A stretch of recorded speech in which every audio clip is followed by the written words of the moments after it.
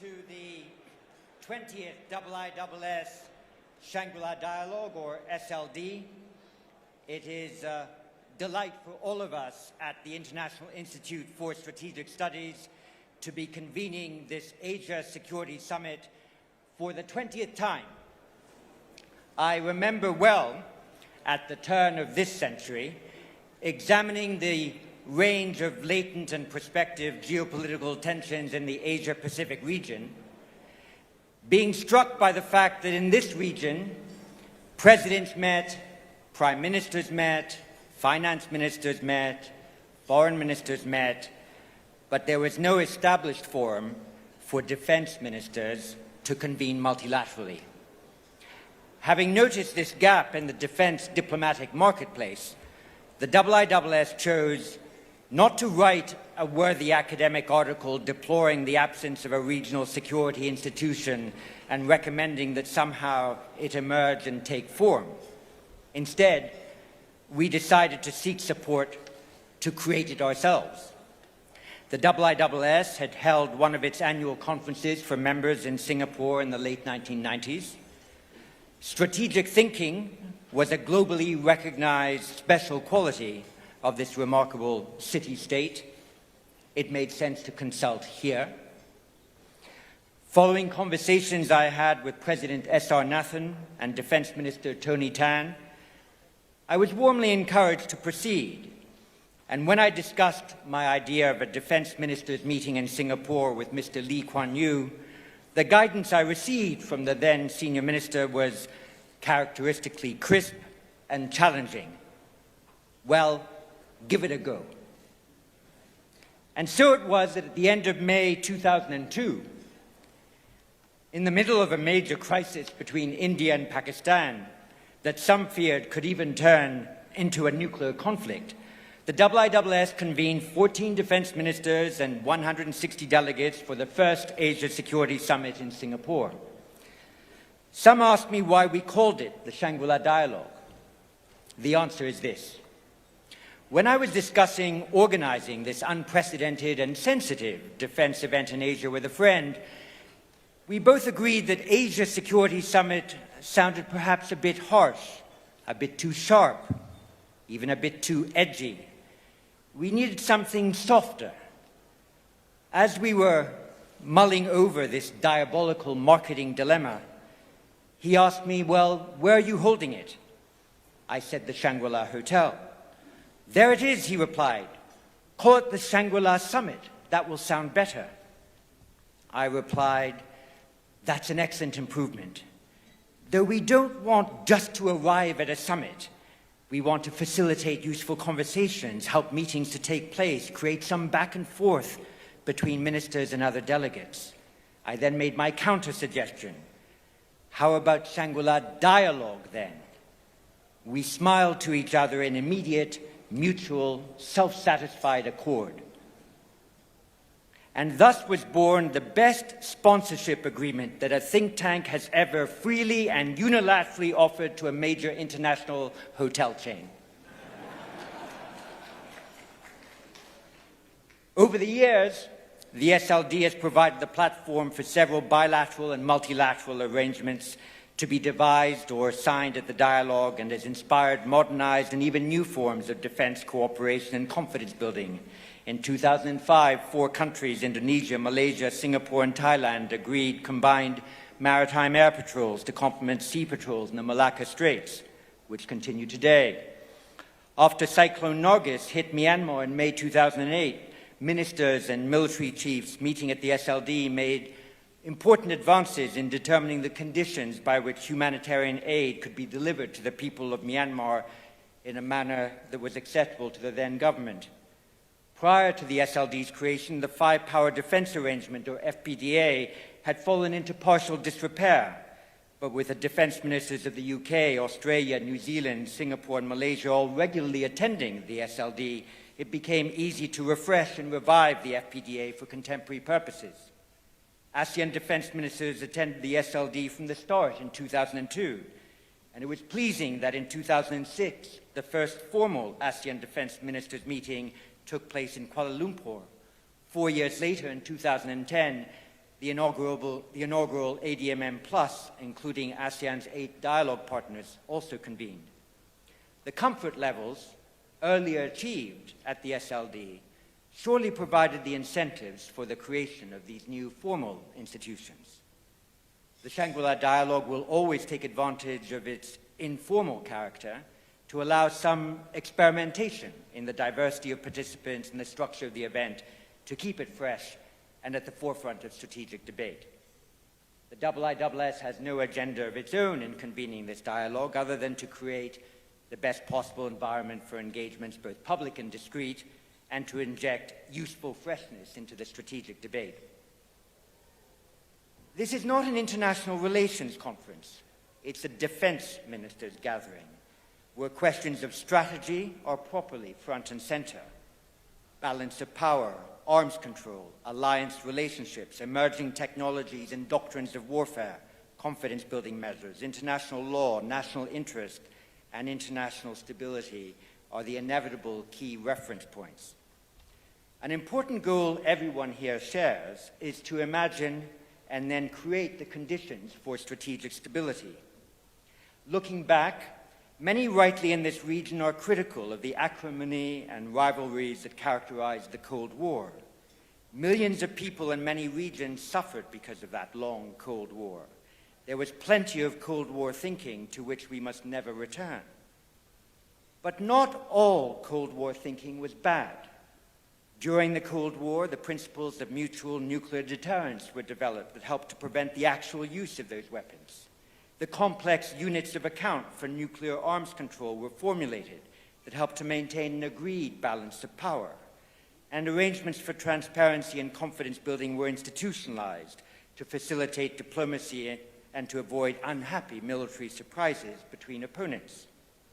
Despite the huge differences between the competing state systems, periods of détente were found and channels for strategic dialogue were maintained.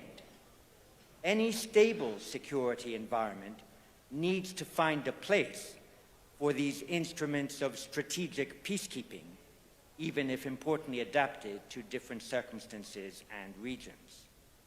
The Indo-Pacific Security Order is delicately poised. We are genuinely proud and frankly relieved that so many of you carrying those responsibilities are present. Spontaneity is rarely a prized feature of traditional diplomacy, but the opportunity provided here for unscripted exchanges or unprepared meetings we hope might still bear fruit. An accidental diplomatic encounter is better than an accidental military incident. Quite properly, leaders coming to this region are keenly aware of the need to acknowledge ASEAN centrality.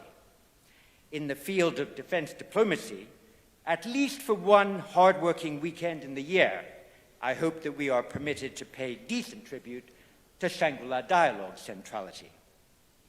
Acting Prime Minister Wong, Singapore government ministers, and senior officials, would you please accept the thanks of the IISS and all the international delegates gathered here for being such superb hosts and custodians of the IISS Shangri-La Dialogue process over 20 years.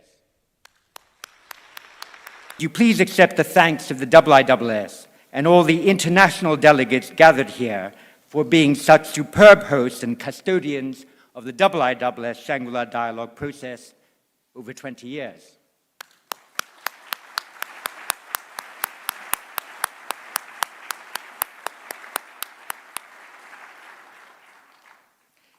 Let me now move speedily to our keynote address. There are personal reasons why it's a delight for me to receive in Singapore to deliver the keynote address at the 20th Shangri-La Dialogue the Prime Minister of Australia. My supervisor, when I was studying for my DPhil at Oxford on French foreign policy in Africa, of all things, was the renowned Australian scholar Hedley Bull. He had authored the classic international relations work, The Anarchical Society, a title he would probably again choose if he were alive today and able to write on contemporary strategic issues.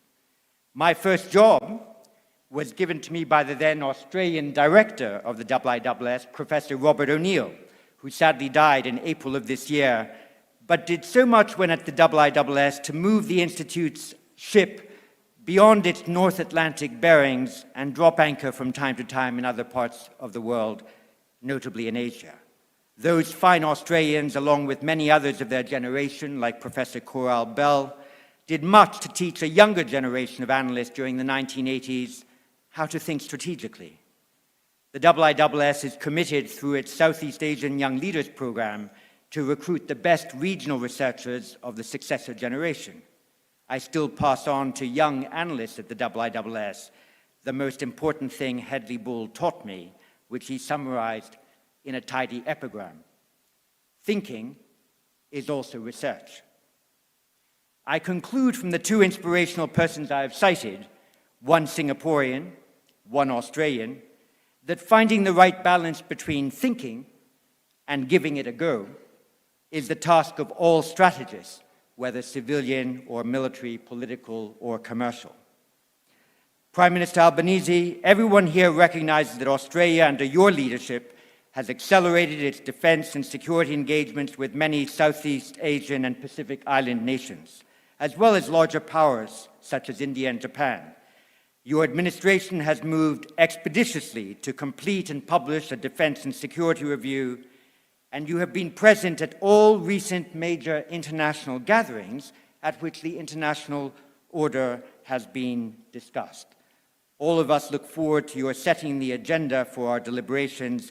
Prime Minister, the floor and this podium is yours. Thank you.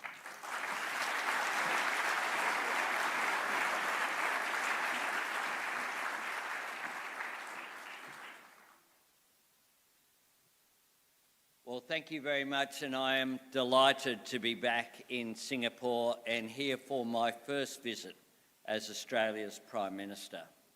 I'm grateful to Acting Prime Minister Wong for a very positive and productive leaders' meeting this morning, and I wish my friend Prime Minister Lee a speedy recovery. And I'm deeply honoured that the International Institute for Strategic Studies has invited me to deliver the keynote address at this year's Shangri-La Dialogue. For 2 decades, this highly respected forum has brought together experts in both defence and diplomacy. Long-standing recognition that building peace, security and stability depend on both strategic capability and diplomatic capacity, reinforcing each other. And by bringing together leaders and analysts from across the Indo-Pacific, ASEAN and founding dialogue partners such as Australia, this gathering emphasises the value of frank and constructive discussion, as well as making it clear that preserving peace and security is not a task that any one of us can shoulder alone.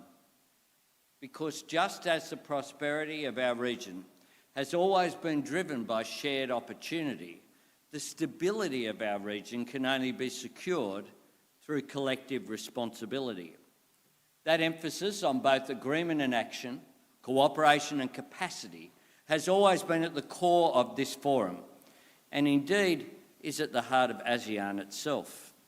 And even as the threats and challenges facing our nations have evolved and multiplied, we have held to the common understanding that we achieve far more together than we do alone.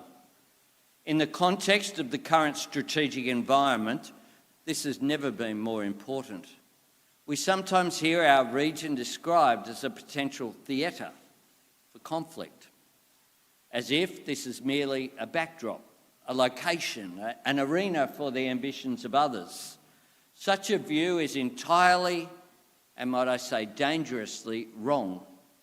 Not only does such a characterisation dismiss the agency and ambition of a majority of the world's population and the engine room of the global economy, it also presents the future of this region as somehow a foregone conclusion. And we've seen the flaw in that kind of thinking in the past. The benign assumption post-Cold War that the spread of globalisation, free trade and new technologies would create a more open, more stable world. Some talked about the end of history, the beginning of a new world order, a unipolar era. There was a strand of complacency underpinning that. meaning governments that didn't always thoroughly examine or properly explain the benefits of trade agreements to our people, as if the virtues of open economies were self-evident. And we didn't always pay sufficient attention to the maintenance and effectiveness of multilateral institutions and global rules. The years that followed provided a sharp correction. The rise of nativism and isolationism, a land war in Europe, and the biggest conventional military build-up since the Second World War in our own region. All proof that peace, prosperity and stability can never be taken for granted. But the lesson we draw from this must not be that trade and dialogue and rules and people-to-people connections don't support regional and global security. That would only mean being wrong for a second time, but in a different way. To move from imagining conflict is impossible to assuming war is inevitable is just as harmful to our shared goals. The fate of our region is not preordained. It never was, and it never is. What we do here, what we decide here matters for us and the world, and it always will. I can assure you that when Australia looks north, we don't see a void for others to impose their will. We see growing and modernising economies, the fastest growing region of the world in human history. We see the drivers of the global transition to net zero, and we see a community of nations whose actions and decisions are essential to building prosperity and preserving peace in the Indo-Pacific. Peace is not a gift, and it's never a given. It's not the default setting of any part of the world.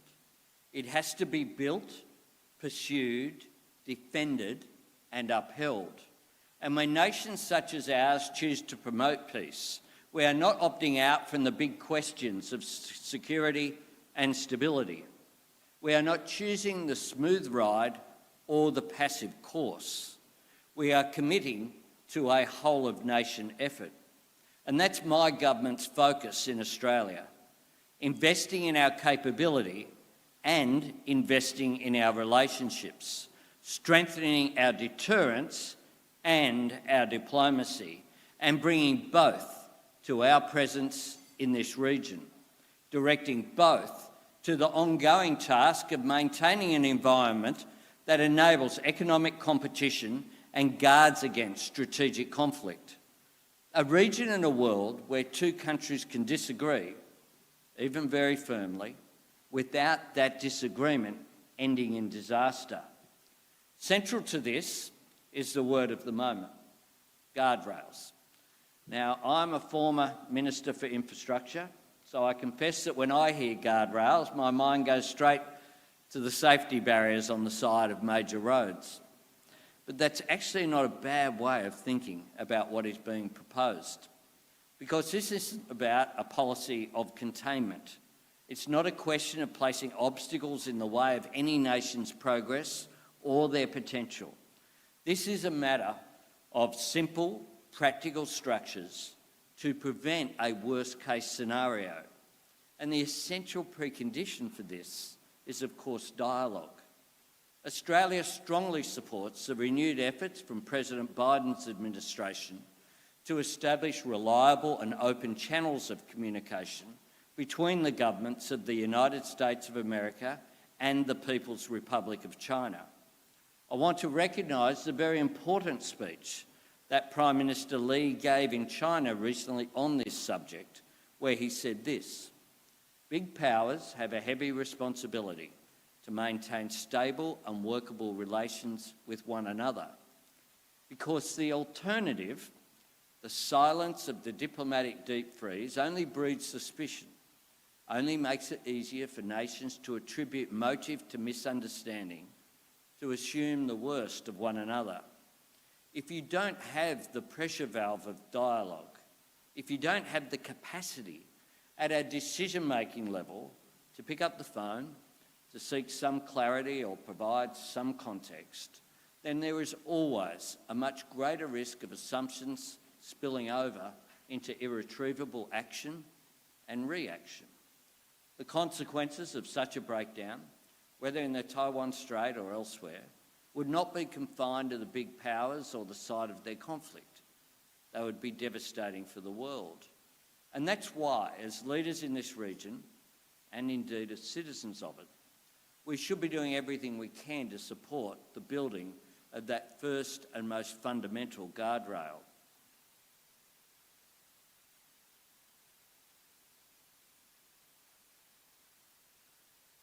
In Australia, our government has put dialogue at the heart of our efforts to stabilise our relationship with China. We're not naive about this process or its limitations. We recognise there are fundamental differences in our two-nation system of government, our values and our worldviews. But we begin from the principle that whatever the issue, whether we agree or disagree, it is always better and it is always more effective if we deal direct. It is also an acknowledgement of our common interests. We have advocated strongly for the removal of any impediments to our trade, not just because Australian producers benefit from being able to export our high-quality products and resources to our largest trading partner, but because China also benefits from being able to import them. It's a win-win. And that's true on a broader level. China's extraordinary economic transformation has benefited not only its population, China's extraordinary economic transformation has also benefited our entire region. And that is important. But it's also been important for the region.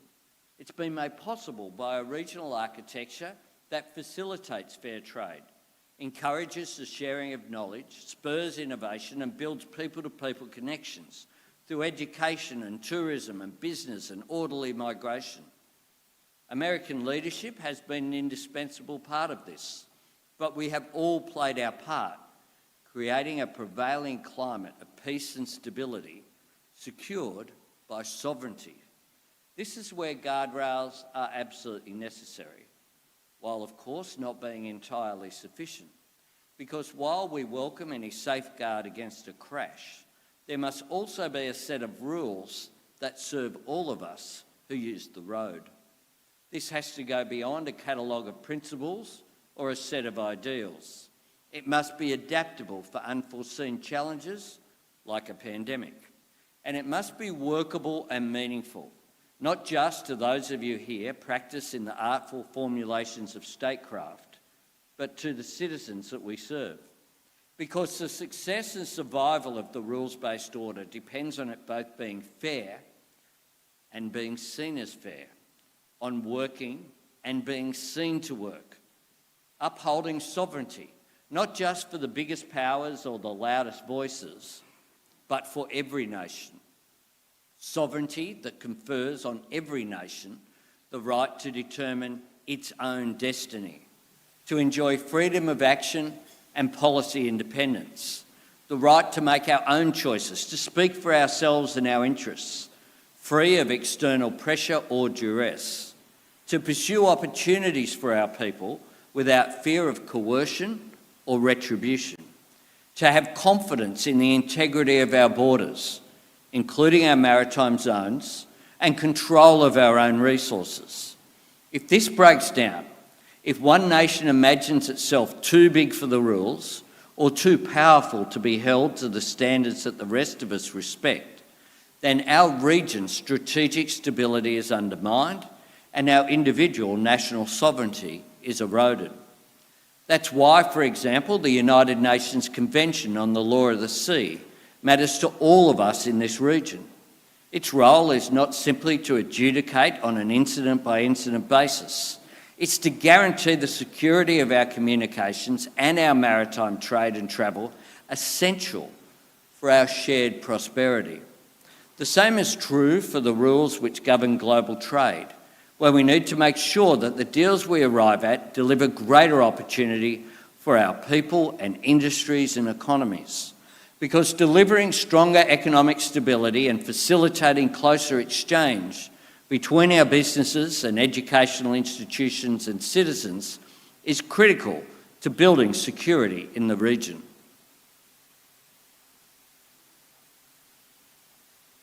For as long as Australia has made our own foreign policy, our alliance with the United States has been central to it. Ours has always been a bond of shared values, and it remains a partnership of shared strategic interest, a common determination to preserve stability, prosperity and peace. Australia has also helped to build the regional architecture that has grown to be so important for stability in our region, including recognising the centrality of ASEAN. Of course, Australia has also always been a strong supporter of multilateral institutions and a constructive contributor to them. A great Australian, former Labor leader Doc Evatt, played an instrumental role as an advocate for the formation of the United Nations and was a driving force in the drafting and proclamation of the Universal Declaration of Human Rights.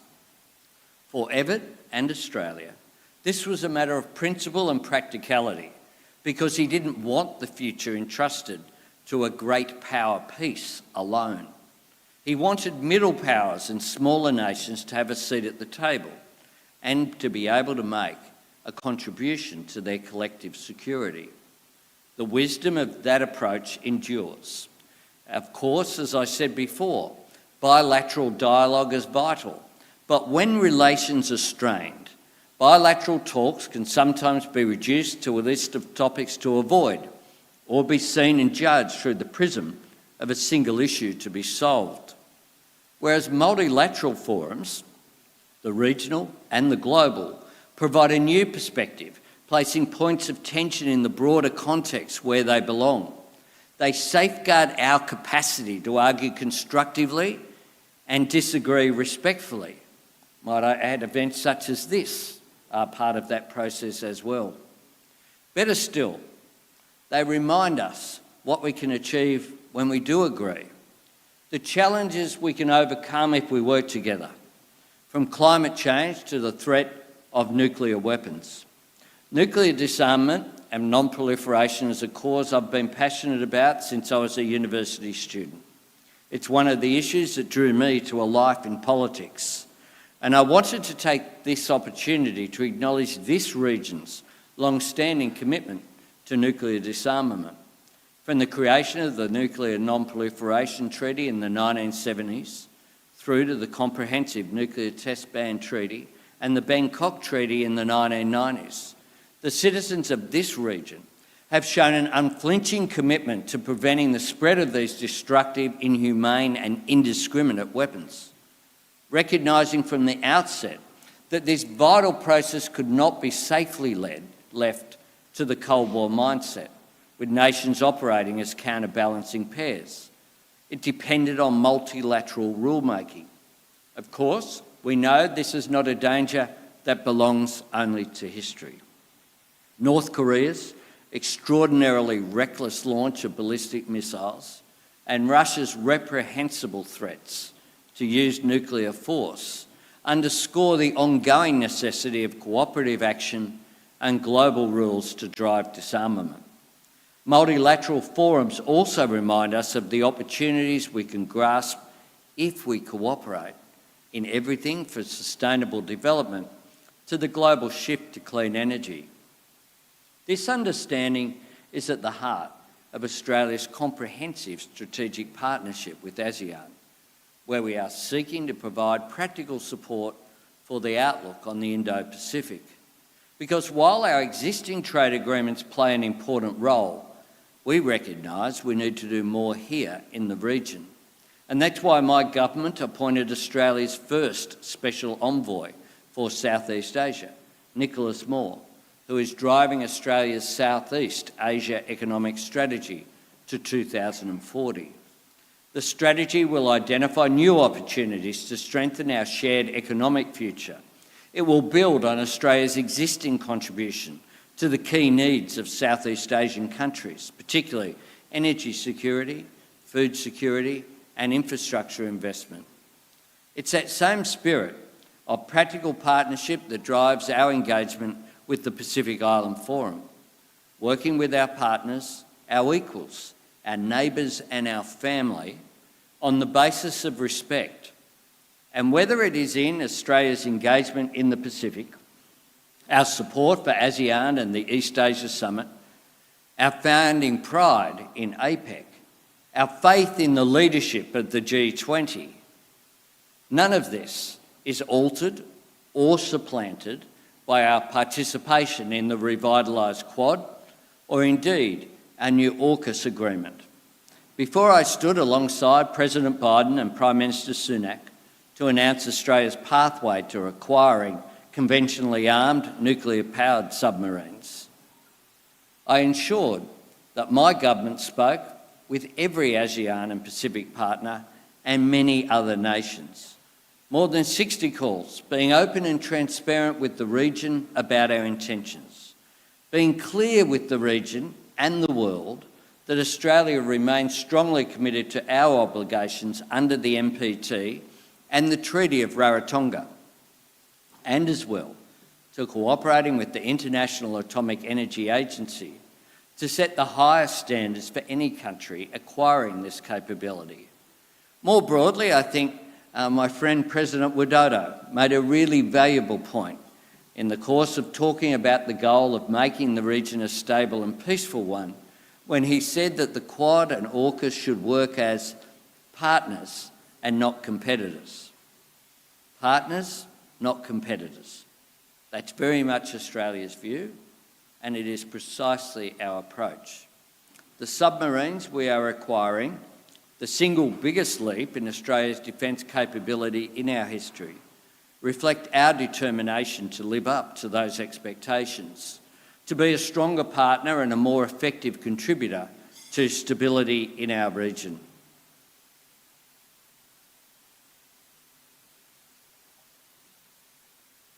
Multilateral institutions are essential to writing the rules and keeping them relevant, but reinforcing the rules and upholding them depends on our capability as well. Because Australia was not just one of the first countries to work on creating the United Nations. We were also part of the first UN peacekeeping mission, supporting the independence of Indonesia, backing our words with our deeds. Our government's investments in new capability and technology and personnel are unapologetically about our national defence and our national sovereignty. But they are also an investment in regional stability, strengthening our capacity to contribute to the collective security of the Indo-Pacific, from shared peacekeeping missions such as the Regional Assistance Mission in the Solomon Islands, to providing essential support in times of humanitarian and environmental disaster, most recently in Vanuatu.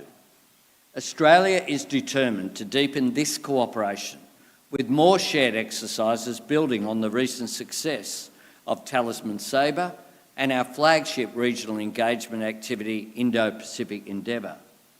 In boosting our nation's defence capability, Australia's goal is not to prepare for war but to prevent it through deterrence and reassurance and building resilience in the region, doing our part to fulfil the shared responsibility all of us have to preserve peace and security, and making it crystal clear that when it comes to any unilateral attempt to change the status quo by force, be it in Taiwan, the South China Sea, the East China Sea or elsewhere, the risk of conflict will always far outweigh any potential reward.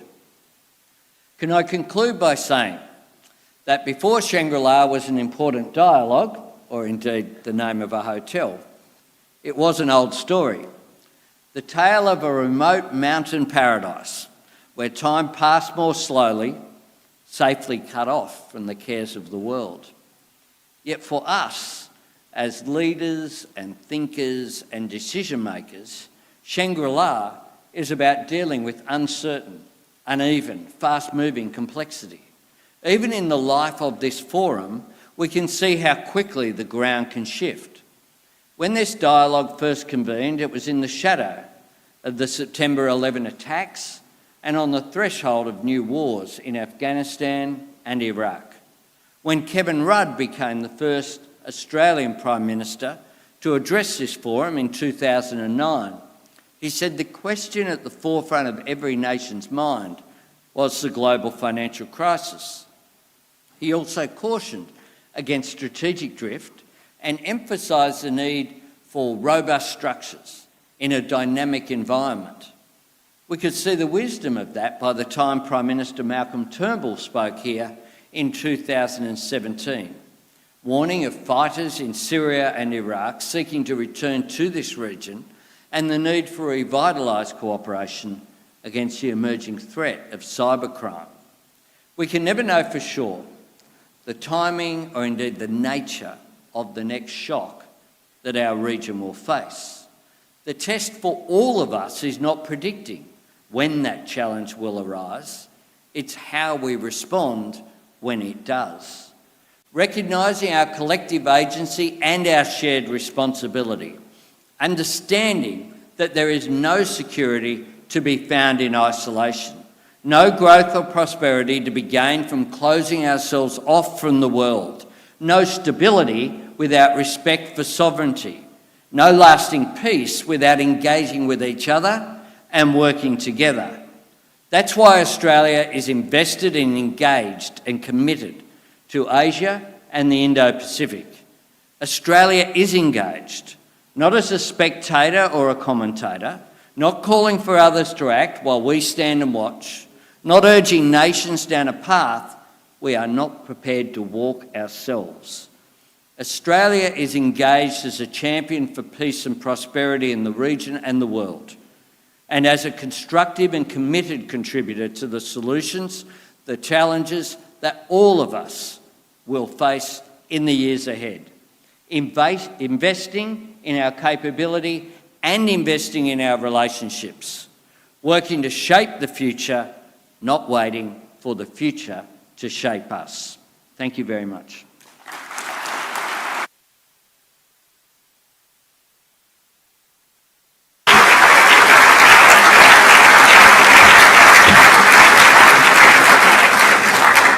Prime Minister, thank you very much for those remarks, for your endorsement of the importance of multilateral defence diplomacy, for your reminder also that the goals of arms control and non-proliferation still require a lot of hard work to be achieved, a theme that was also raised at the recent Hiroshima G7 summit.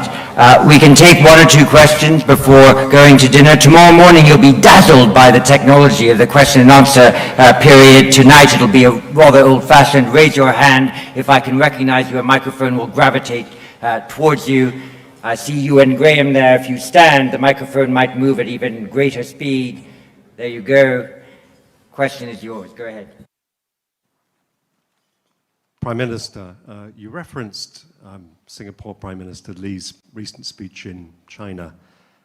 Singapore's Defence Minister, Dr. Ng Heng, was in Australia recently, and there he mentioned some very positive things about Australia's potential to play a bigger role in the region, and welcomed Australia's future submarines to call into Singapore's ports. But he also said something surprising, at least I found it surprising, that he said that Australia was not just an Indo-Pacific country, but an Asian country. And it's interesting to me because it's not just about Australia's strategic interests, but Australia's strategic identity. And although I suspect that went down well in Canberra, that identity has other claims upon it. Australia claims to be part of the South Pacific family. Australia has two formal allies, New Zealand and the United States. Both are members of the Five Eyes intelligence community, which is Anglophone in nature. Although the Anglosphere is seen as somewhat passé, it also has a claim, I think, in some senses, to Australia's strategic identity. So I'd just be interested how that sits with your definition of Australia's strategic identity. How would you define it, and where would you locate it? Well, thanks very much for the question. We are, like other nations, a product of our history. And our history is with the exception of the oldest continuous culture on earth, which is still there, that we are proud of. We are a former, of course, British colony, but located with Asia to our north, the Pacific Ocean to our east, and the Indian Ocean, indeed importantly as well, to our west. We're a large nation. We value our alliances, which are there and were forged during the Second World War under John Curtin. The then Prime Minister said we turn to the United States. Ever since then, that relationship has been critical. But we are also part of the Pacific family, but we're also a strategic partner as well, importantly with ASEAN. And if you look at my personal engagement and the engagement of my government, historically as well, particularly Labor governments have looked to our north. Our Foreign Minister, Penny Wong, has visited all of the ASEAN nations and every single Pacific Island Forum nation as well.